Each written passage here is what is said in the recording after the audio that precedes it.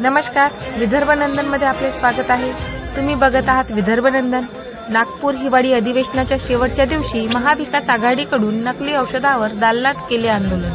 नकली सरकार, नकली औषध अशा घोषणा देत विरोधी पक्ष महाविकास आघाडीकडून विधान भवन नागपूरच्या दालनात पायऱ्यांवर आंदोलन करण्यात आले।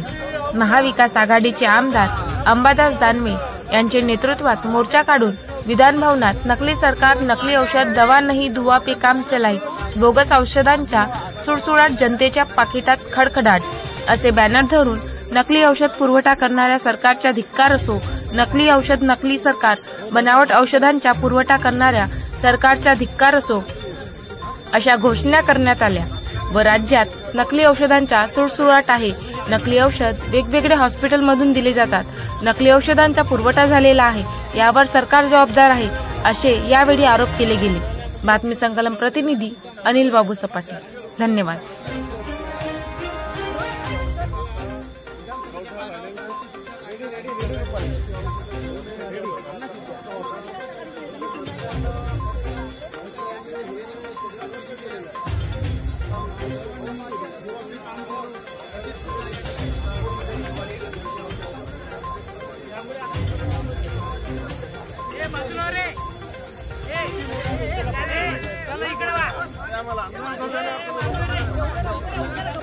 दानवे साहेब